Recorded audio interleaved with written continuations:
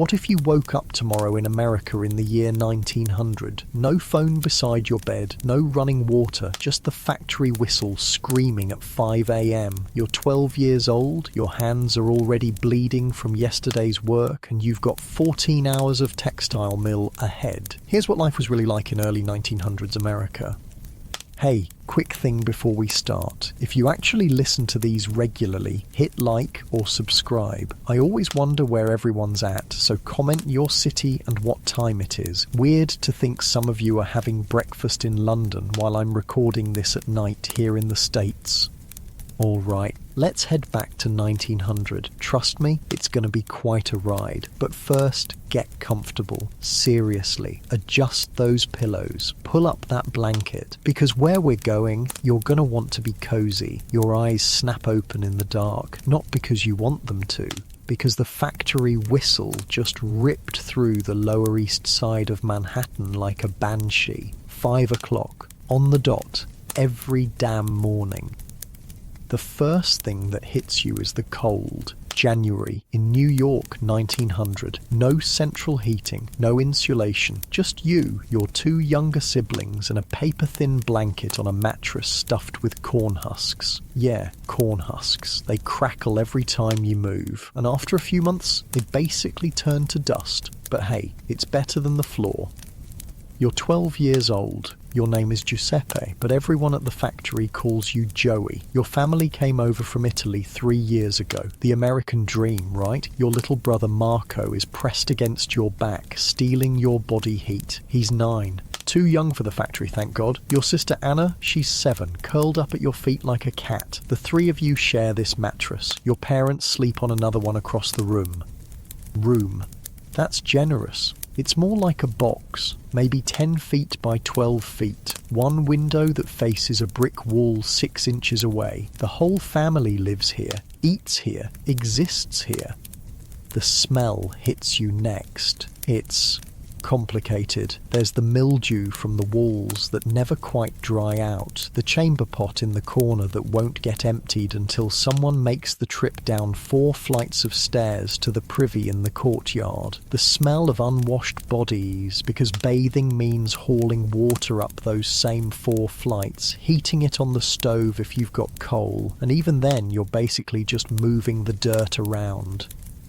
But mostly, it's the smell of too many people in too small a space. The Kowalskis upstairs with their 6 kids, the O'Briens next door with their 5, the Goldsteins down the hall with their 8. This building, this 5-story walk-up on Orchard Street, it's got maybe 40 families crammed into it, 200 people, 4 toilets.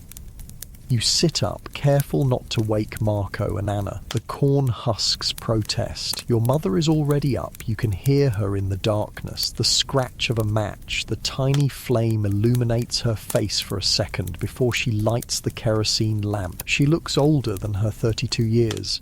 This place, this life, it ages you fast. Giuseppe, she whispers in Italian. Time to get up. Your feet hit the floor and immediately you regret it. The wooden boards are ice cold. There's frost on the inside of the window. Actually inside. You can see your breath in the lamplight. Not like your warm bed right now with its soft sheets and thermostat set to whatever perfect temperature you want. You pull on your work clothes, same ones as yesterday and the day before and the day before that. They get washed on Sunday if there's time, if there's soap, if there's energy left after 6 days of work. The shirt is more patches than original fabric at this point. Your mother's handiwork stitching and restitching with whatever scraps she can find. The pants are too short. You've grown 3 inches this year, but new clothes? That's not happening. Not when the whole family makes maybe $12 a week, if everyone's working, if no one's sick, if the factory doesn't cut hours. Your boots, God, your boots. They used to be your father's. The sole is separating from the leather, and you've stuffed newspaper inside to cover the holes. Your toes poke through anyway. In about an hour, when you're walking through the slush and horse manure of the streets, your feet will be soaked, and they'll stay that way for the next 14 hours. Your mother hands you breakfast, a heel of bread, hard as a brick, and a tin cup of something that might charitably be called coffee. It's mostly chicory and hot water, but it's warm, and that's what matters. You dunk the bread to soften it. Your back teeth hurt. No dentist for people like you. When teeth go bad, you live with it until you can't. Then you find someone with pliers. Papa already gone, you ask, though you know the answer. Hour ago, your mother says. Your father works at the docks, unloading ships. He leaves at 4 to be first in line for work. Some days he gets picked, some days he doesn't. When he doesn't, he comes home with empty hands and empty eyes. You gulp down the coffee water, kiss your mother's cheek. She smells like kerosene and exhaustion. Be careful, she says, like she does every morning. Like being careful is something you have any control over when you're working in a textile mill with machines that could rip your arm off if you zone out for even a second. You're at the door when Anna's voice stops you. Joey? She's awake, peering at you from the mattress. Bring home candy. You force a smile. Sure, Piccola. Candy. There hasn't been candy in months, but lies are free and sometimes they're all you have to give. The hallway is darker than your apartment. No windows here. You feel your way to the stairs by memory, your hand sliding along the greasy wall. The Goldstein baby is crying somewhere. The O'Brien patriarch is coughing that wet tubercular cough that's been getting worse for weeks. Soon he won't be coughing at all. 4 flights down. Each step creaks. Some are rotting through. Mrs. Kowalski broke her ankle on these stairs last month. She still can't work. Her oldest boy, Stefan, he's 14. He's pulling double shifts to make up the money. The front door of the tenement opens onto Orchard Street, and the cold hits you like a physical thing. It's maybe 15 degrees. Your thin jacket might as well be made of paper, but at least you're outside, away from the suffocating closeness of the building. The street is already alive. This is the Lower East Side, the most densely populated place in the world. Yeah, the world. More people per square acre than Bombay, than London, than anywhere. Horse-drawn carts clatter over the cobblestones. Vendors are setting up their pushcarts, selling everything from rotting vegetables to suspiciously fresh meat. The smell of horse manure is everywhere. Frozen in some places, fresh and steaming in others. You step around a dead cat, or maybe it's a rat. Hard to tell in the pre-dawn darkness. The city doesn't clean these streets. Not down here. Not for people like you. Other kids are emerging from tenements, all heading the same direction. You recognize faces but don't know names. Polish kids, Jewish kids, Irish kids, Italian kids like you. All of you moving like a tide toward the factory districts. You fall into step with Tommy Flanagan from 2 buildings over. He's 13, been working at the mills for 3 years already. His left hand is missing 2 fingers, got caught in a loom last summer. The company gave him 2 days off, unpaid. Cold enough to freeze the balls off a brass monkey, Tommy says, his breath making clouds in the air. Least we're not at the coal mines, you say. It's true. Your cousin Salvatore, he's down in Pennsylvania, working the anthracite mines. He's 11, spends 12 hours a day in the dark, picking slate from coal. His letters, when he can get someone to write them, describe a special kind of hell. At least you see sunlight. Sometimes you pass a newsboy, maybe 8 years old, already hawking papers. Spanish flu spreading in Europe. Roosevelt demands reform 2 cents. Get your papers. Spanish flu. That's all you need, as if tuberculosis, cholera and diphtheria aren't enough. Disease spreads through the tenements like wildfire. Last summer, scarlet fever took 3 kids from your building in 1 week. The factory looms ahead, a 5-story brick monster belching black smoke into the dawn sky. The Anderson Textile Mill, your home for the next 14 hours, 6 days a week, 52 weeks a year, no vacation. vacation, no sick days, you stop working, you stop eating. Other kids are converging on the entrance, some as young as 7 or 8, though officially that's illegal now. Officially, the foremen don't check birth certificates. They check if your fingers are small enough to tie the threads, if you're short enough to crawl under the machines, if you're desperate enough to work for $3 a week. You're making $4 now, veteran wages for a 12-year-old. Your mother tells you to be proud you're contributing, you're helping the family survive. But survive for what? To wake up tomorrow and do it again? To watch your little sister's eyes go dead when she starts working next year? To end up like your father, 40 years old and looking 60, broken by labour that barely keeps you alive? The factory whistle screams again. 5:30. Time to clock in. You think about your bed right now, your actual bed, in your actual time. Warm, soft, safe, a phone beside it with an alarm you can snooze, a job that probably won't kill you, laws that say you can't work more than 40 hours without overtime. We won, eventually. Kids like Joey, like Tommy with his missing fingers, like all these small bodies filing into the factory in the freezing dawn. They fought and suffered, and some of them died, but they changed things. Child labour laws, safety regulations, the 8-hour workday. But that's all in the future. Right now, it's January 1900, and you're 12 years old, and the factory door is swallowing you whole. The foyer of the factory is slightly warmer than outside. Slightly. You can still see your breath, but at least the wind isn't cutting through your jacket anymore. The time clock stands against the wall like a judge. You get in line with the other kids, waiting your turn. The older workers are already inside. They get first punch. Adults, teenagers, anyone over 14 is considered senior staff. You watch them shuffle past, these men and women who look ancient but are probably only in their 30s. The mill ages you, strips years off your life with every breath of cotton dust, every hour hunched over machinery, every day without sunlight. Move it along, rats.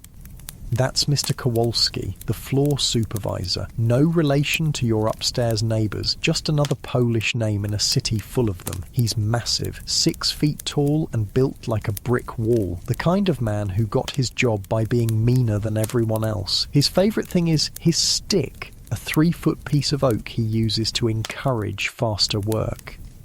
You punch your card. 5:31 a.m. 1 minute late, that's a penny off your wages. Doesn't matter that you've been standing in line. Doesn't matter that there's only one time clock for 200 workers. Late is late. The main floor of the mill hits you like walking into a wall. The noise is incredible. Hundreds of power looms running at once, all of them clattering and banging and shrieking. You'll be deaf by 40. Everyone is. Your grandfather back in Italy, he was a farmer. Lived to 70 with his hearing intact. Here, different story. The cotton dust is already thick in the air. It's like fog, but fog that gets in your lungs and never comes out. Mill workers' cough, they call it. Everyone has it. That dry, hacking sound that follows you home, keeps you up at night, gets worse every year until it doesn't. The heat from the machines is starting to build. In an hour, it'll be sweltering in here. In summer, kids pass out from the heat. In winter, you go from freezing to broiling to freezing again when you leave. Your body never adjusts. It just endures. You make your way to your station. You're a doffer now, which is a step up from being a sweeper. Sweepers are the youngest kids, the ones who crawl under the running machines to clean out the cotton fibres. Every week someone gets their hair caught, or their hand, or worse. As a doffer, your job is to remove the full bobbins from the spinning frames and replace them with empty ones. Sounds simple. It's not. The machines don't stop. Ever. You have to dart in, grab the full bobbin, swap it for an empty one, all while the machinery is spinning at hundreds of rotations per minute. One wrong move, 1 second of distraction. You think about Tommy's missing fingers. Joey, you awake or what?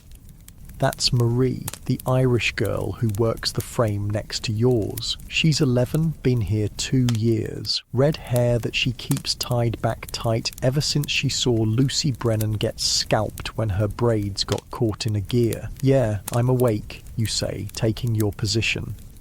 The frames stretch out in long rows, each one a monument to progress. That's what the owners call it. Progress. These machines can do the work of 100 hand spinners. They just need children to tend them. Small fingers for delicate work, short bodies that don't need to be paid adult wages.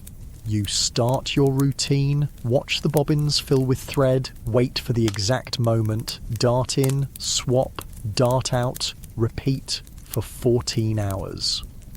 Within minutes, you're sweating despite the cold morning. The work is constant. No sitting, no stopping. If Mr. Kowalski catches you idle, that's a crack with his stick. Or worse, you're fired. And there's a line of kids outside waiting to take your place. The cotton fibres float through the air like snow. Pretty if it wasn't killing you. You tie your handkerchief over your nose and mouth, but it doesn't help much. By the end of the day, when you blow your nose, it'll be black.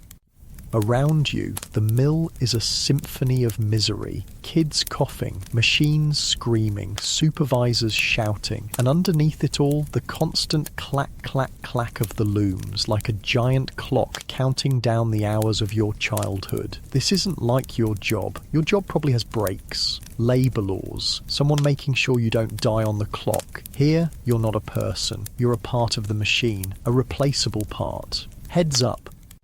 You look over to see little Michael O'Malley struggling with a full bobbin. He's 8, shouldn't even be here, but his father died in a construction accident last month and his mother needs the money. The bobbin is almost as big as he is. You want to help him, but you can't leave your station. That's another penny gone, another step closer to your family not eating. So you watch as he wrestles with it, his small arms shaking with the effort. This is childhood in 1900. Not school, not playing, not growing up safe and loved. This. But you know what? These kids like Joey and Marie and little Michael, they're tougher than anyone gives them credit for. They're surviving something that would break most people. And some of them, not many, but some, they're going to grow up and change things.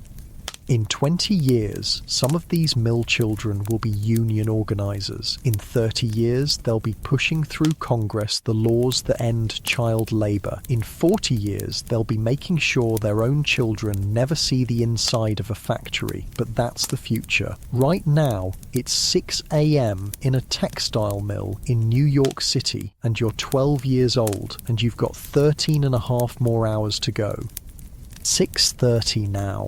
The mill's fully alive, every machine running, every worker at their station. The cotton dust is already thick enough that you can barely see the far wall. Your throat's starting to scratch. That familiar burn. Marie leans over between bobbin changes.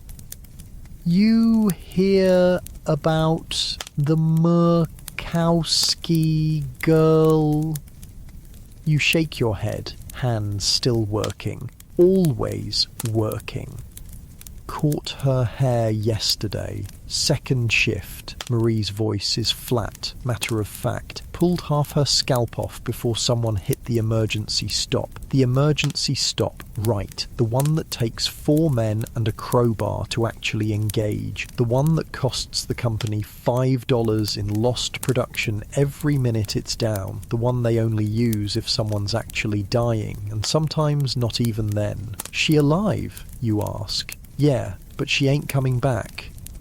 No workers' compensation in 1900. You get hurt, you're done. Your family better hope someone else can work, or it's the poorhouse. Or worse, 7 o'clock. Your fingers are already raw from the cotton fibres. They're like tiny needles working their way under your fingernails into every cut and scrape. By the end of the day, your hands will be bleeding. They always are.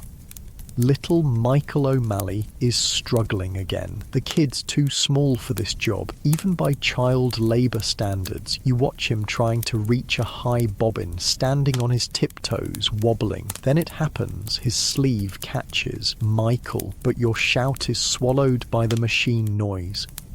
The spinning frame starts pulling him in. His eyes go wide, pure terror. Without thinking, you abandon your station and dive for him. You grab his other arm and pull hard as you can. The machine's stronger, but you've got desperation on your side. The sleeve tears. Michael falls backward, lands on you. You both hit the floor hard. He's crying, but he's got all his parts. That's what counts. What the hell is this? Mr. Kowalski towers over you both, his stick raised. His sleeve got caught, sir. The stick comes down on your shoulder. Pain explodes down your arm. You left your station. That's 2 pennies. And you, he points the stick at Michael. Stop crying or you're out. Michael chokes back his sobs. He's 8 years old. This is what progress looks like in 1900. This is what's building America into an industrial powerhouse. The tears of 8-year-olds, the blood of 12-year-olds, the broken bodies of anyone too poor to be anywhere else. 7:30, your shoulders throbbing, but you keep working. You can't afford to slow down. The bobbins don't care if you're hurt. New girl starts today. Can't be more than 7. She's with the sweepers, crawling under the machines with a brush and pan. Her mother's working 3 rows over, keeping one eye on her daughter while trying to maintain her own quota. The girl's name is Sophia. Greek family just off the boat. She doesn't speak English yet, but she doesn't need to. The machines speak a universal language: work or starve. You watch her crawl under a running loom, inches from mechanisms that could crush her skull like an egg. Her mother's hands are shaking as she works. First day is always the hardest. After that, you just go numb. 8 o'clock, 2.5 hours in, 11.5 to go.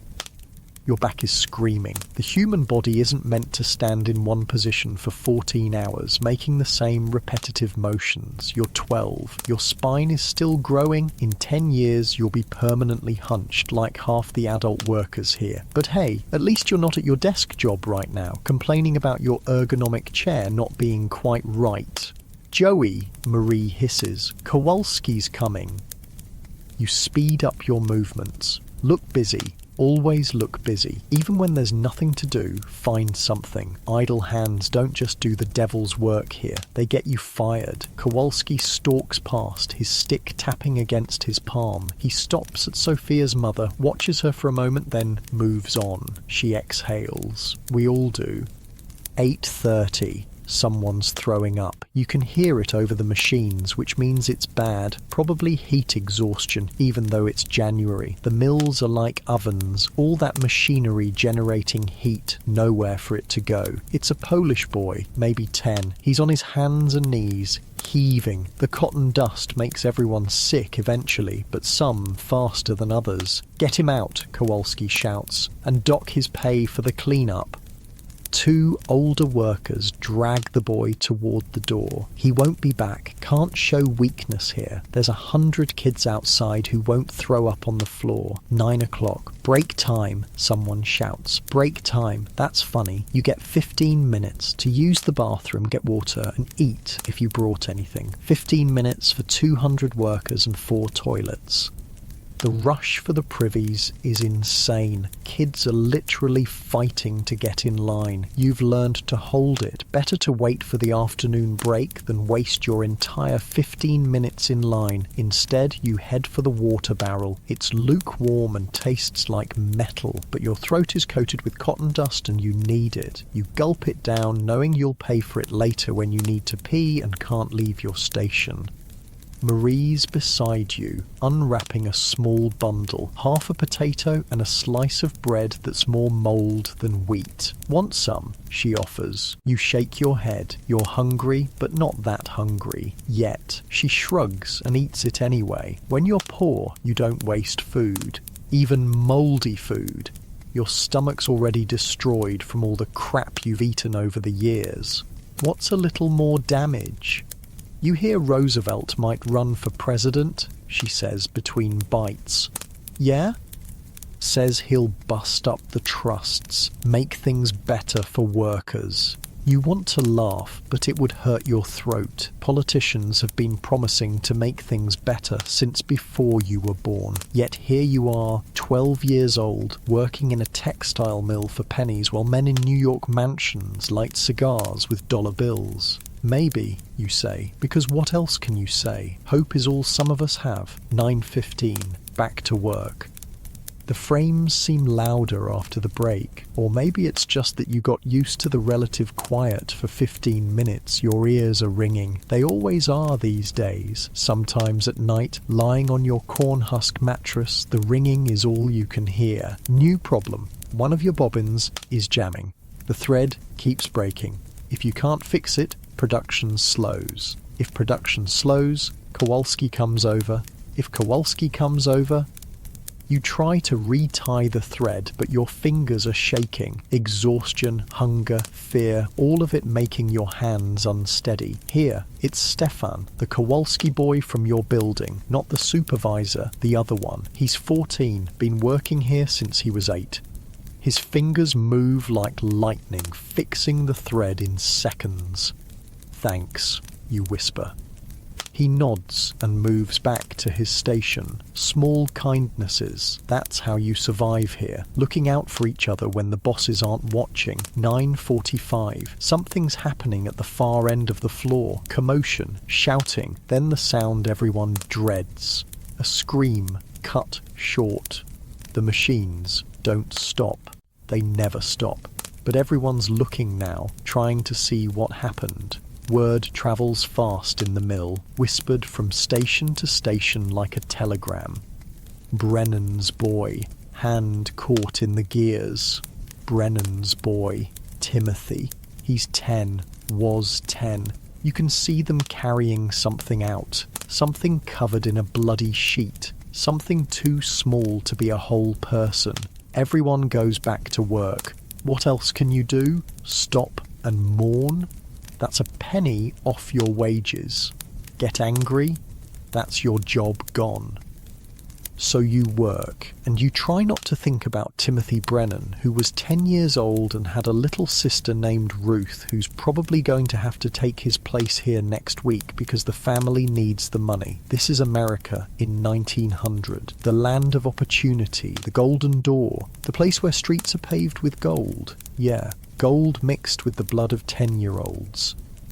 10 o'clock, 4.5 hours down. Your hands are bleeding now, right on schedule. The cotton fibres have worked their way through your calluses. You wipe the blood on your pants and keep going. Sophia, the new Greek girl, is crying under the machines. Silent tears because noise gets you fired. Her hands are black with machine oil and cotton dust. She doesn't understand why she can't go home. Doesn't understand that this is home now. 14 hours a day, 6 days a week. Her mother can't go to her, can't comfort her, can't do anything but watch and work and pray her daughter survives long enough to get used to it. You remember your first day. You cried too. Everyone does. Then you learn that tears don't change anything. They just make it harder to see the machines that are trying to kill you. "Hey kid," you call out to Sophia next time she crawls past. You say it's soft, so Kowalski won't hear. She looks up at you with huge brown eyes. You don't share a language, but you pull out the piece of hard candy you've been saving for 3 weeks, the one you were going to give to Anna. You toss it to her. She catches it, confused. You mime putting it in your mouth. She understands, pops it in. Her eyes go wide. Sugar. Probably the first sweet thing she's had in months. It's nothing. A piece of candy. But for a second, she almost smiles. Marie sees what you did. That was for your sister. Yeah. You're an idiot, Joey. Yeah, but we both know I did the right thing. Because if we don't help each other, if we don't hold on to some scrap of humanity in this hellhole, then we might as well be machines ourselves. 10:30. The morning shift supervisor comes through, Mr. Harrison. He's worse than Kowalski because he's smart. Kowalski just beats you. Harrison finds ways to make you beat yourself. He stops at each station, checking production. If you're behind quota, that's a fine. If you're too far ahead, he raises your quota. You can't win. That's the point. He gets to my station, looks at my numbers. You're down from yesterday, Giuseppe. He uses my real name. He knows I hate it. Knows it marks me as different, foreign, other. Had to fix a jammed bobbin, sir. Excuses don't make textiles, boy. He marks something in his ledger. That's another penny gone, maybe two. At this rate, I'll owe the company money by the end of the week. That's not a joke. Some weeks, after all the fines and deductions, workers end up in debt to the mill. Company store prices, company housing rent, it all adds up. They own you more completely than slavery ever did. At least, slaves knew what they were. The machines roar on, always hungry, always feeding on cotton and childhood in equal measure.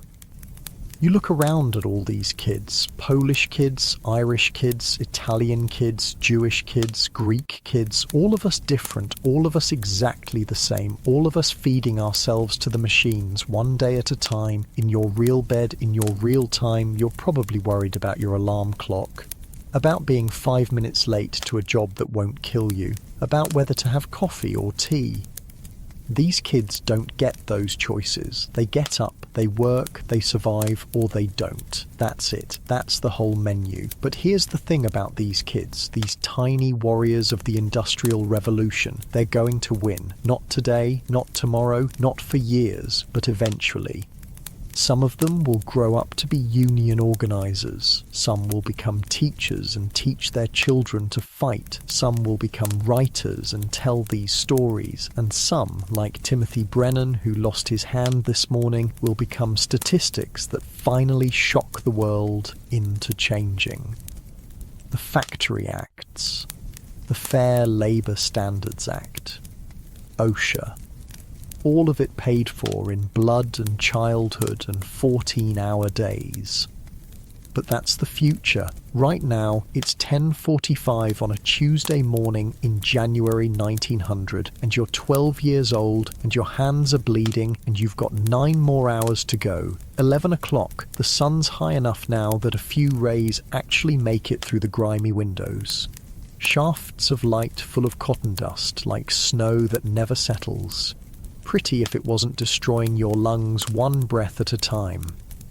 The heat's building bad now. January outside, but in here it's got to be pushing 80 degrees. The machines generate heat like furnaces. Add 200 bodies working non-stop, and you've got your own little slice of hell. Stefan passes by with a cart of empty bobbins. He's limping. "What happened?" you mouth at him. He shakes his head. Don't ask. But you can see the blood seeping through his boot. Probably dropped something on his foot. Probably broken a toe or two. Probably going to work through it anyway, because what choice does he have? This is the thing nobody talks about. Not just the big accidents, the ones where kids lose hands or worse. It's the constant small injuries, the cuts that never heal because they get reopened every day, the bruises that turn black and green and yellow, the sprains and breaks that you just work through because missing a day means your family doesn't eat. Your body at 12 years old is already a map of industrial America. Scars on your hands from the cotton fibres, burn on your forearm from when you got too close to a steam pipe, that weird bend in your left pinky from when it got caught in a bobbin and you just yanked it free because stopping to do it properly would have gotten you fired. Marie's singing something under her breath, can barely hear it over the machines, but it's there, some Irish song her grandmother taught her. She does this when she's trying not to think about things, like how her older brother Patrick just got drafted to go fight in the Philippines. Like how her mother's coughing up blood but won't admit it. Shut it, Mick.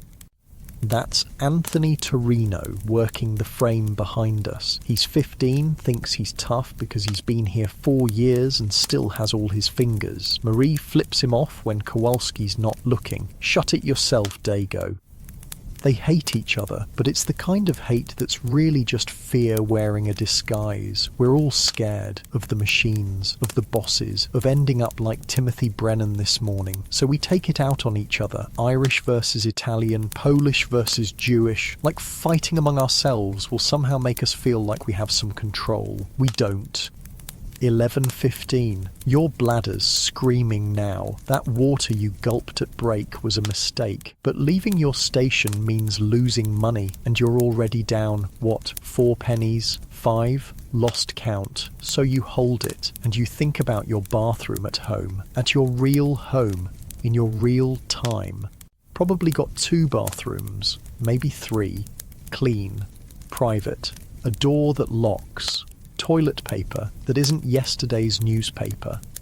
Here, 4 privies for 200 workers. No doors, no privacy. And the smell. Jesus, the smell could knock a horse down.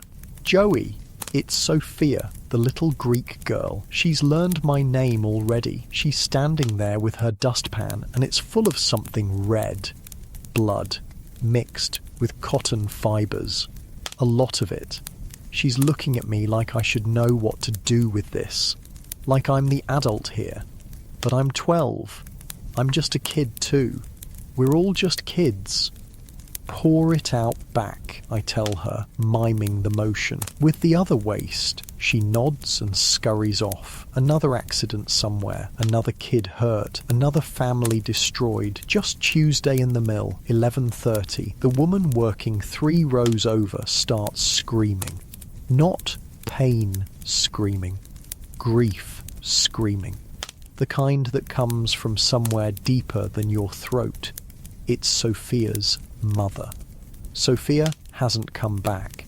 The woman's trying to leave her station, but Harrison's there, blocking her.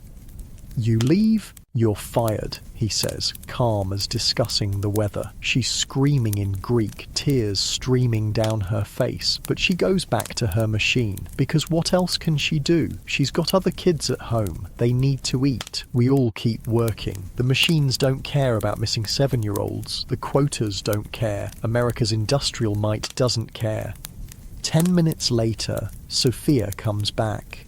She got lost trying to find the waste area. Just lost. But for 10 minutes, her mother thought she was dead. The woman doesn't even look at her daughter. Can't. Because if she stops working to hug her child, they both go hungry. This is family life in industrial America. Parents and children in the same building, sometimes the same room, but might as well be on different planets. The machines come first. Always. Noon. The whistle blows for lunch. Lunch. That's generous. You get 20 minutes this time. 20 minutes to fight for the privies, find something to eat, maybe rest your legs for 30 seconds. You finally get to pee. Sweet relief. The privy's disgusting, but you're past caring. There's worse things than shit and piss, like the feeling in your hands, which have gone from pain to numbness. That's not good. Numbness means nerve damage, means you're losing feeling, means you might not notice the next time you're too close to the gears. Outside the mill for the first time since dawn, the cold air hits like a slap, but it's clean, no cotton dust. You can actually breathe.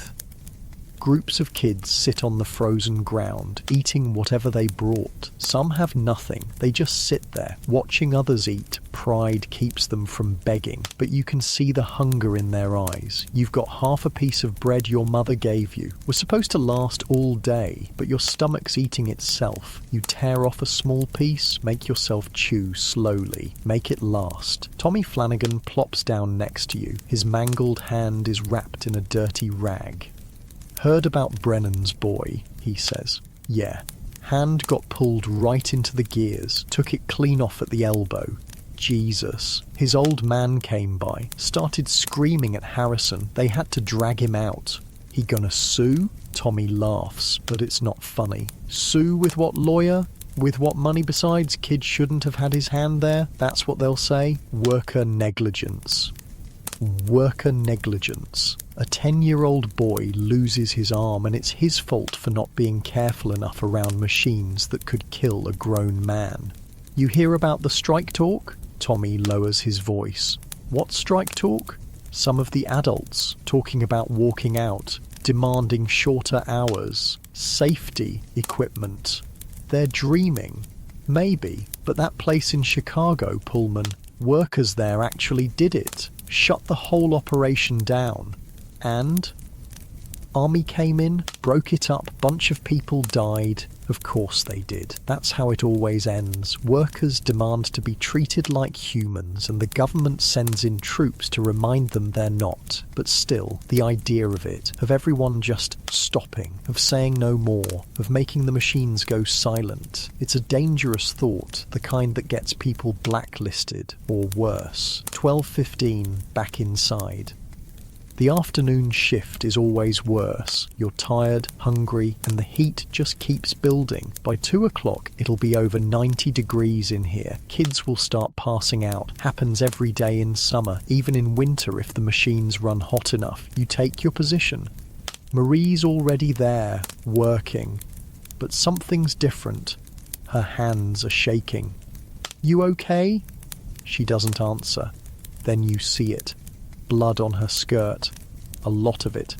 Marie, you hurt?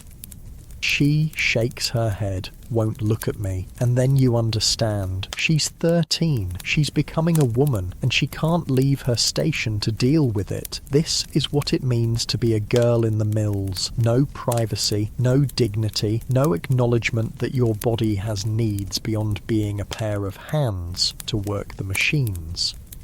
You want to help, but what can you do? You're a 12-year-old boy. You don't even fully understand what's happening to her, and even if you did, there's nothing to be done. She'll stand there and bleed through her clothes and keep working because that's what you do.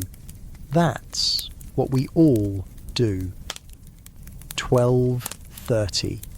New crisis. One of the main drive belts upstairs snaps. The whole building shakes when it happens. Sounds like thunder. For a second, just a second, some of the machines stop. The silence is deafening. You hadn't realized how loud it was until it wasn't. Your ears ring in the quiet. Then Kowalski's voice. Back to work, mechanics will fix it. But for that moment, that brief moment of silence, you remembered what the world sounds like without machines. Birds, maybe. Wind. Human voices at normal volume. You'd almost forgotten. The mechanics rush upstairs. These are the skilled workers, the ones who actually make decent money. They know how the machines work, how to fix them, how to keep them running. They're like priests in the church of industry. The rest of us are just sacrifices. 1 o'clock? You've been here 7.5 hours? 6.5 to go? Your feet have gone past hurting to that weird place where they're both numb and on fire at the same time. You shift your weight from foot to foot, but it doesn't help. Nothing helps except getting off them, and that's not happening for another 6 hours. A new kid starts this afternoon. They always start kids in the afternoon when they're desperate for workers. This one's maybe 9, skinny as a rail, polish from the look of him. His mother's with him, talking rapid fire to Kowalski in broken English. He's a good boy, strong, he work hard. Kowalski's not even listening. He's looking at the kid's hands. Small, nimble, perfect for the machines. $3 a week, take it or leave it. The mother nods frantically. Yes, yes, thank you, thank you, thank you, for the privilege of feeding her son to the machines, for the opportunity to watch him age 5 years in 5 months, for the chance to maybe, possibly, keep her family from starving. The kid's name is Stanislaw. Stan. He's assigned to the sweepers. Within an hour, he'll be under the machines, crawling through cotton dust and oil, trying not to get his hair caught, trying not to die.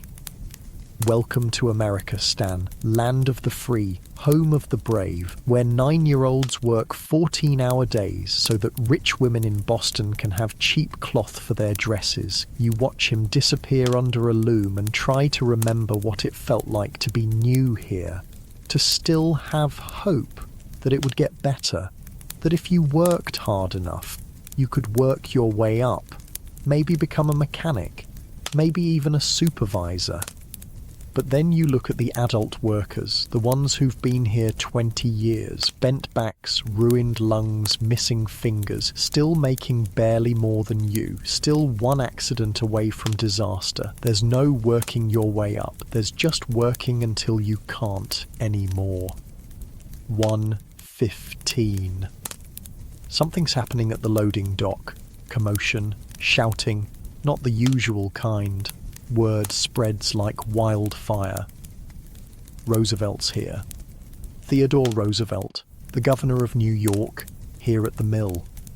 Everyone's trying to look without looking like they're looking. Even Kowalski seems nervous. Harrison's practically vibrating. Then he walks in, Roosevelt, shorter than you expected, but with this energy that fills the room. He's got a whole group with him. Men in suits with notebooks. A woman with one of those new camera things. They're here about Timothy Brennan, the boy who lost his arm. Someone, somehow, got word to the governor's office.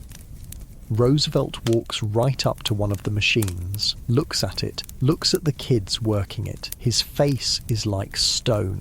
"How old are you, son?" he asks Marie. 13, sir. "And how long do you work each day?" 14 hours, sir. He writes something in a notebook, moves to the next kid, and the next, asking questions, taking notes. The photographer's camera keeps flashing. He gets to you. "What's your name?"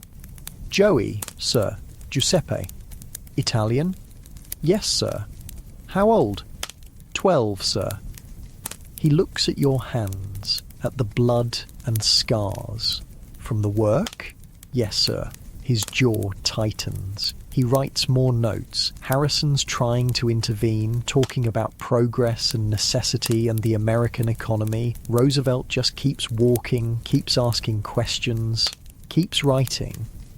He stops at little Stan, the new boy, who's just crawled out from under a machine. This boy can't be more than 9. "He's small for his age," Harrison says quickly. "I wasn't talking to you." The room goes quiet. Even the machines seem to hum softer. Roosevelt kneels down, eye level with Stan. "How old are you, really?" Stan looks at his mother, terrified. She nods. 9, sir." Roosevelt stands, turns to Harrison. "This ends. Sir, you have to understand. These people need the work. Children. These are children. The families depend. Then pay the adults enough that they don't need to send their babies to work."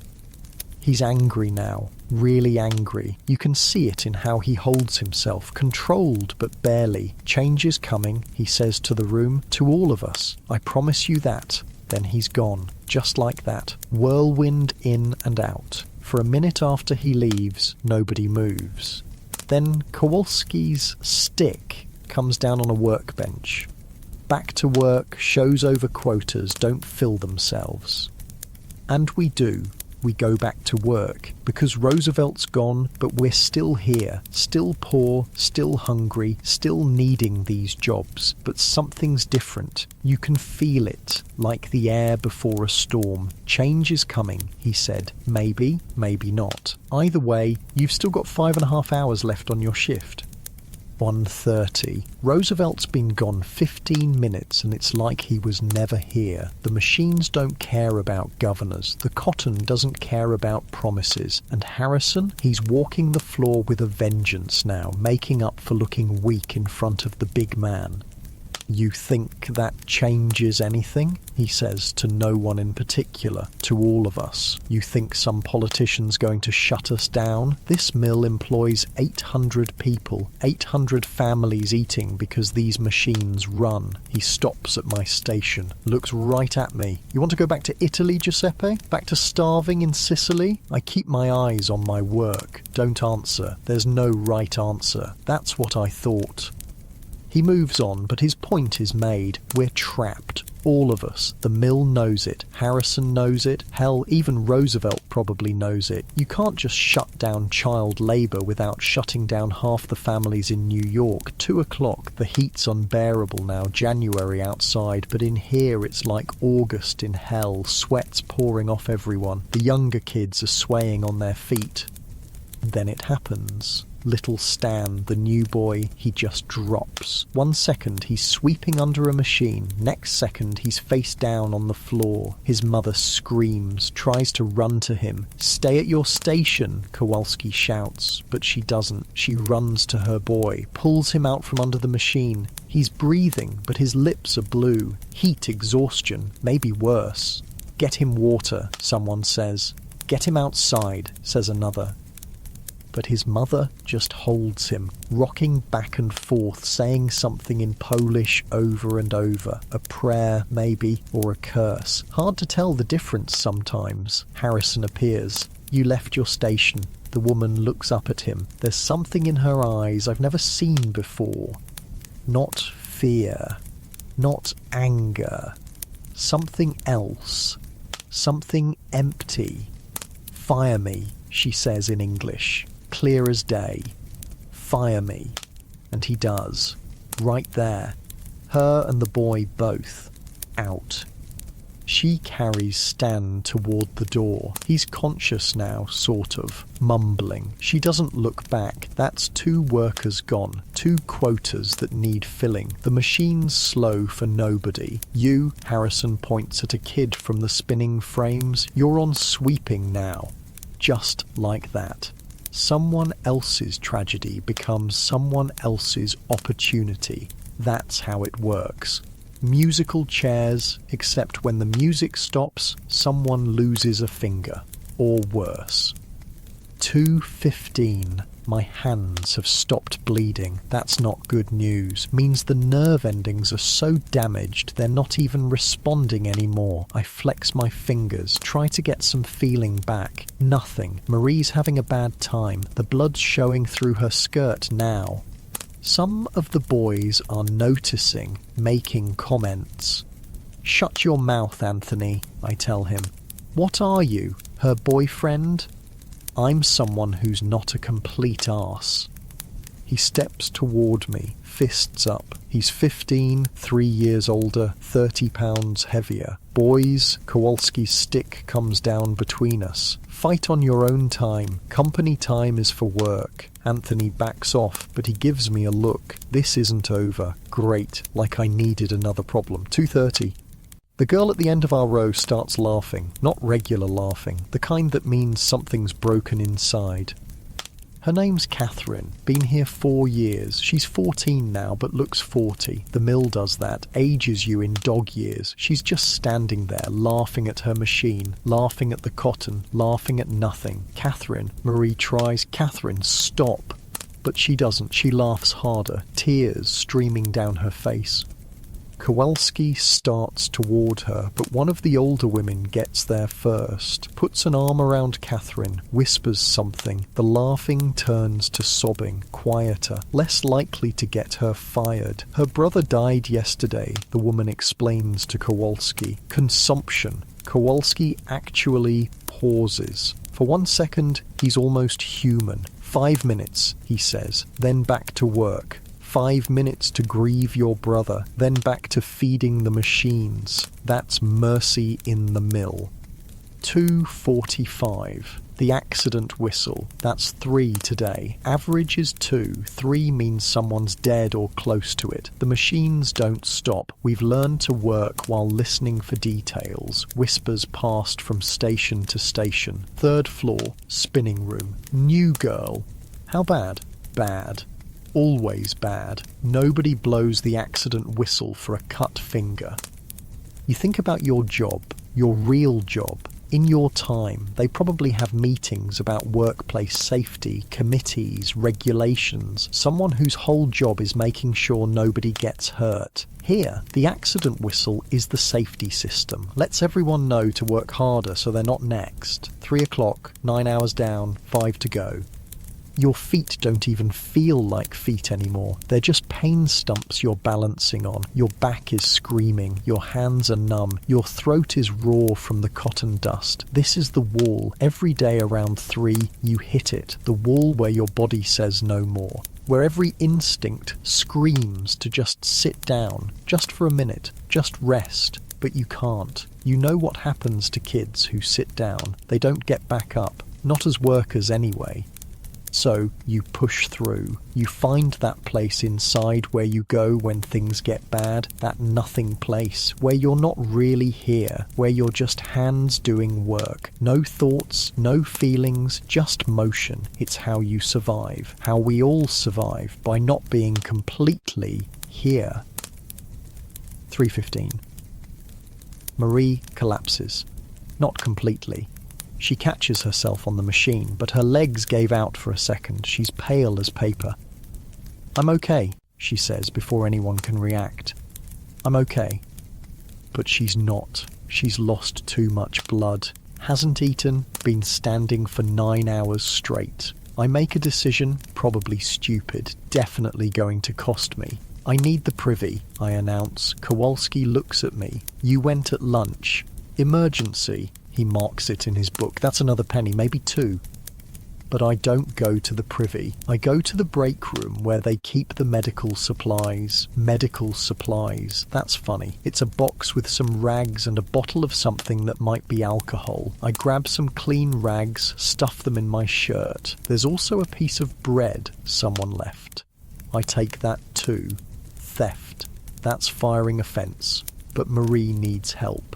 Back on the floor, I pass her the rags when Kowalski's not looking. "From your boyfriend?" Anthony sneers. "From someone who's not garbage," Marie shoots back. She takes the rags, disappears for 30 seconds behind the machines, comes back looking a little better. The bread I slip to her piece by piece over the next hour. She eats it without looking at me, without saying thanks. Because thanks are dangerous. They mean you owe someone, and owing people gets complicated. 3:45. The mechanics are still working on that broken belt upstairs. Every once in a while, the building shudders, metal on metal, the sound of America being built, or the sound of kids being ground up. Depends on how you look at it. Stefan limps by again. His foot's worse. The blood soaked through his boot now. "You need to get that looked at," I tell him. "By who? With what money?" He's right. Doctors are for people who can afford them. For us, you either heal or you don't. "My ma knows some things," I offer. "Herbs and stuff, from the old country." "Yeah? Come by tonight, after shift." He nods. "It's not much, but it's something. My mother does know herbs. Learned from her mother back in Italy. Won't fix a broken foot, but might keep it from going bad. From turning into the kind of infection that kills you in a week. 4 o'clock, 10 hours. The lights changing outside, getting that late afternoon slant. In an hour it'll be dark. We came in darkness, we'll leave in darkness, like vampires, except we're the ones getting our blood sucked. New problem. One of the main machines is making a weird noise. Grinding metal on metal, where metal shouldn't be touching metal. Everyone hears it. Everyone knows what it means. That machine's going to break, and when it does, it's going to break bad. But nobody says anything, because stopping the machine means stopping production, and stopping production means Harrison asking why, and explaining means admitting you knew it was going to break but didn't say anything earlier. So we all just work around it, stay as far away as possible, wait for the inevitable. 4:15, it happens. The machine doesn't just break, it explodes. Well, not explodes like dynamite, but a gear shoots off, flies across the room, and embeds itself in the wall 6 inches from where a kid was standing. The machine grinds to a halt, steam hissing, oil spraying. It's like watching a metal dragon die. Harrison's there in seconds. Who was working this station? Nobody answers. Who was working this station? A boy raises his hand. Timothy. No, Different Timothy, not the one who lost his arm. This one's maybe 11, Irish, quiet kid. You didn't notice anything wrong? No, sir. Nothing? This machine just spontaneously destroyed itself? I don't know, sir. Harrison's face is purple. This is going to cost the company hundreds of dollars, maybe thousands. Someone has to pay. You're done. Get out. Sir, please, I need out. Timothy goes. Another kid without a job, another family that won't eat tonight. The rest of us keep working. The broken machine sits there like a corpse, oil pooling around it like blood. A reminder of what happens when things go wrong, even when it's not your fault, especially when it's not your fault. Not 4:30. Marie's looking better. The bread helped, the clean rags helped, but mostly what helped was someone giving a damn. Sometimes that's all you need. Someone to see you're drowning and throw you something, anything to hold on to. Thanks, she whispers when Kowalski's across the room. Don't know what you're talking about. She almost smiles. First time I've seen her almost smile in weeks. Your sister's lucky, she says. Why? Having you for a brother. I think about Anna, 7 years old, probably at home right now, helping Ma with something. In a year, maybe 2, she'll be here, standing where Marie's standing, bleeding where Marie's bleeding, unless something changes, unless Roosevelt meant what he said, unless hell freezes over. 4:45. The afternoon shift kids are starting to show up. Fresh faces, fresh energy. They'll work until midnight, then drag themselves home to sleep a few hours before doing it again. Some of them are tiny, 6, 7 years old. Officially illegal, but who's checking? Who's enforcing? The factory inspectors come maybe once a year, and Harrison always knows in advance, hides the youngest kids that day, gives everyone an extra 5-minute break. Makes it look almost humane. One of the new kids is crying. His mother's trying to explain something to Kowalski, but her English is basically non-existent. Russian, maybe. Or Ukrainian. The kid doesn't want to go. He's clinging to his mother's skirt. She pries his fingers off, pushes him toward Kowalski, walks away without looking back. The kid stands there sobbing. 6 years old, maybe 7, first day. I remember my first day, the terror of it, the noise that made you want to cover your ears, the smell that made you gag, the adults who looked at you like you were just another piece of equipment. Hey, I call to the kid. He looks at me, snot running down his face. I pull out my handkerchief, the one I use to cover my face from the cotton dust, toss it to him. He catches it, confused. For your nose, I mime wiping. He does, looks a little less pathetic. It's nothing, a dirty handkerchief, but when you're 6 and your mother just left you in hell, nothing can be something. 5 o'clock, 11 hours down, 3 to go. The sun's setting outside. You can tell because the little bit of light that makes it through the windows is going orange. Pretty, if you could see it. If you weren't trapped in here with the noise and the dust and the smell of machine oil and desperation. Your whole body is shutting down now. You're making mistakes, dropping bobbins, missing changes. Everyone is. This is when accidents happen, when you're too tired to be careful, when your reflexes are too slow, when the machines win.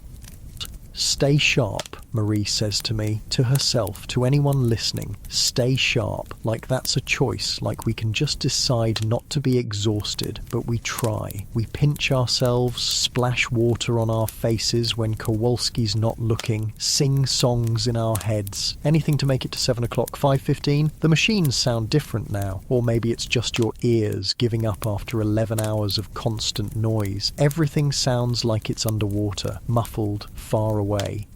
Anthony's been glaring at me since the almost fight. He's waiting, biding his time, after shift probably, when Kowalski can't stop it, when it's just kids being kids, not workers disrupting production. Fine, let him come. I'm too tired to be scared. The new Russian kid has stopped crying at least. Someone put him with the sweepers. He's under the machines now, probably wondering what he did to deserve this, what any of us did. Joey, Stefan's beside me, his face grey. The foot's bad, really bad now. Can't make it to your place tonight, he says, can barely walk. I'll bring my ma to you. She won't come to our building. Nobody goes there after dark. He's right. His building is in 5 Points, even worse than ours. The kind of place where people disappear and nobody asks questions. Then what? He shrugs. That's it. That's his plan. Shrug and hope his foot doesn't rot off. This is healthcare in 1900. This is what happens when you're too poor to matter. 5:30. Harrison's making rounds again, checking quotas. He stops at each station, making notes. Some kids speed up when they see him coming, trying to look productive, trying to avoid the fine. But speeding up when you're this tired is dangerous. A Polish girl 3 rows over learns this the hard way. She's trying to change bobbins fast, show Harrison she's working hard. Her sleeve catches. The scream starts high and sharp, then cuts off as the machine pulls her in. Everything stops. Even the machines. Someone actually hits the emergency stop, the real one. She's trapped, her arm twisted at an angle arms don't bend. She's conscious, which is worse. Conscious means she feels everything. 2 mechanics rush over with tools. They have to partially dismantle the machine to get her out. Takes 5 minutes. 5 minutes of her whimpering, trying not to scream, trying to be brave.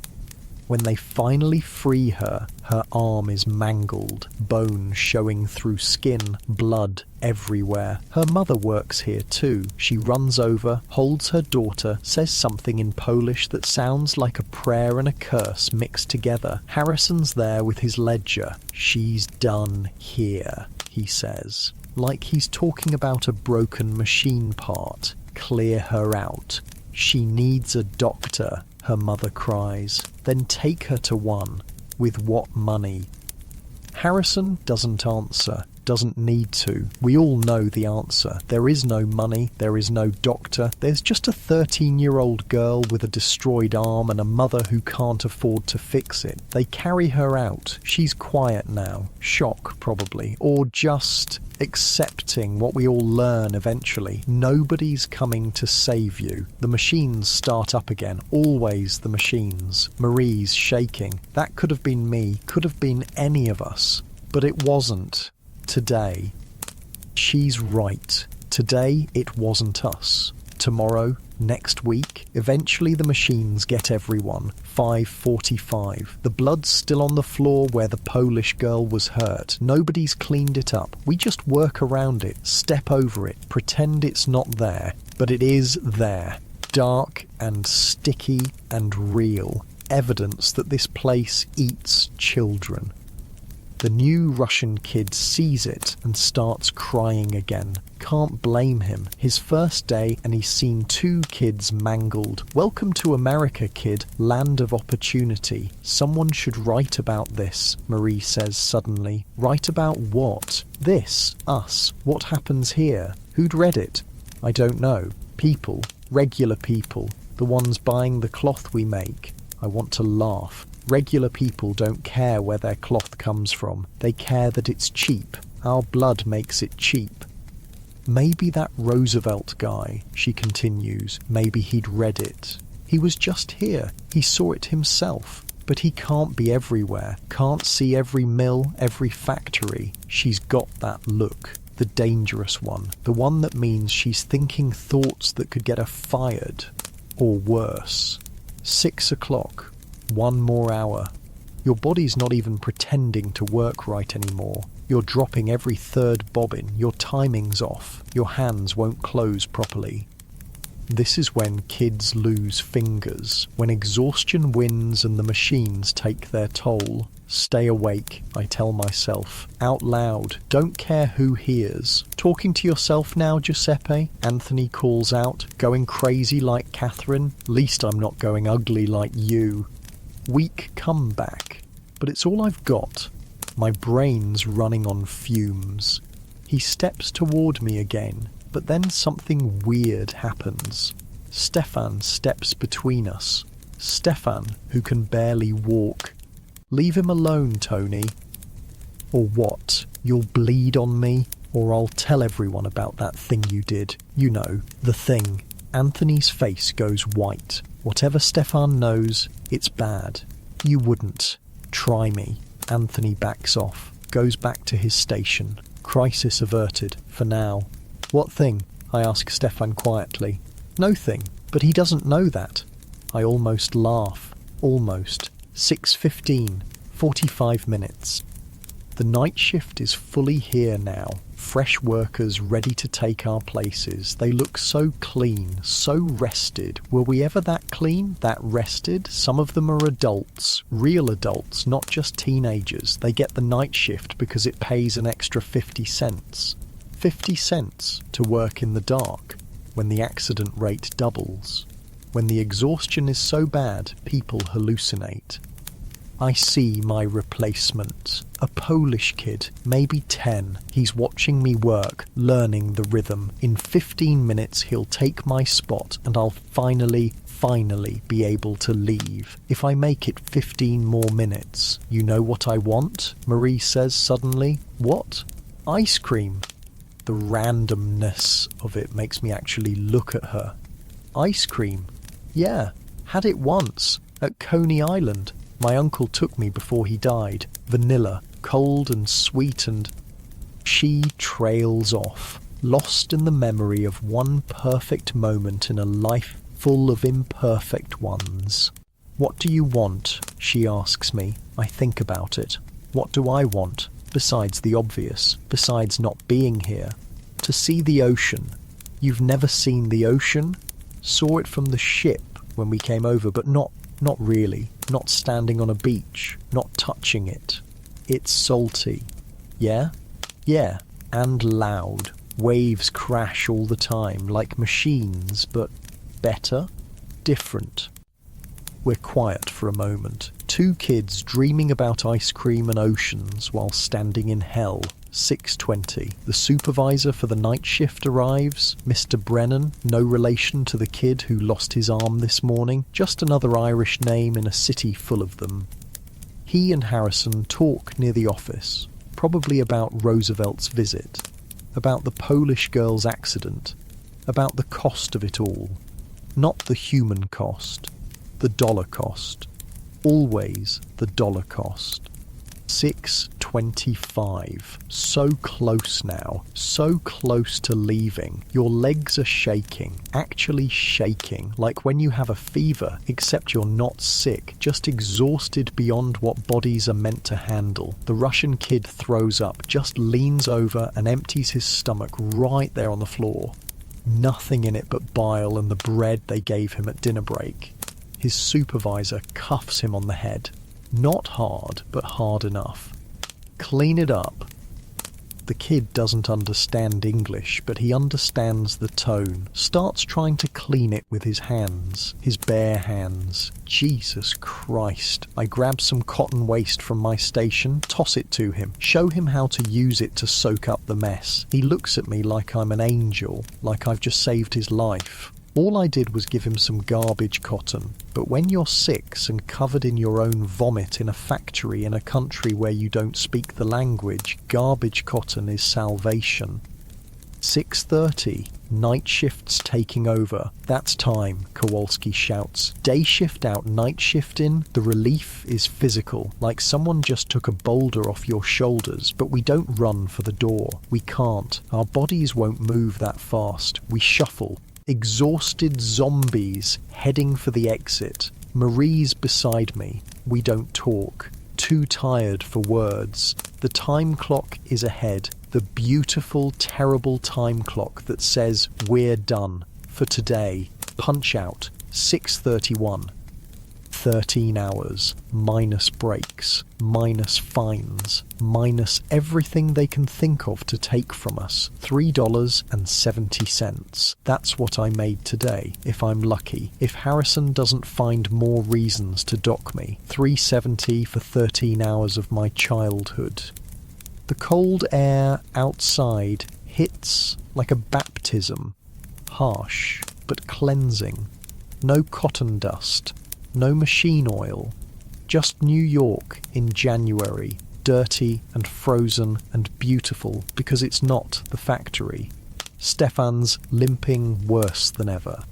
You sure about not coming? I ask. Can't make it that far. Then what? Hey Giuseppe, Anthony. Of course, he's been waiting. We got business, he says. I'm too tired for this. Too tired to fight. Too tired to run. Too tired to care. Anthony, please, not tonight. You made me look stupid in there. You don't need my help for that. Wrong thing to say. His fist connects with my stomach. I double over, gasping. But then Marie's there, and Stefan, and two other kids I don't even know.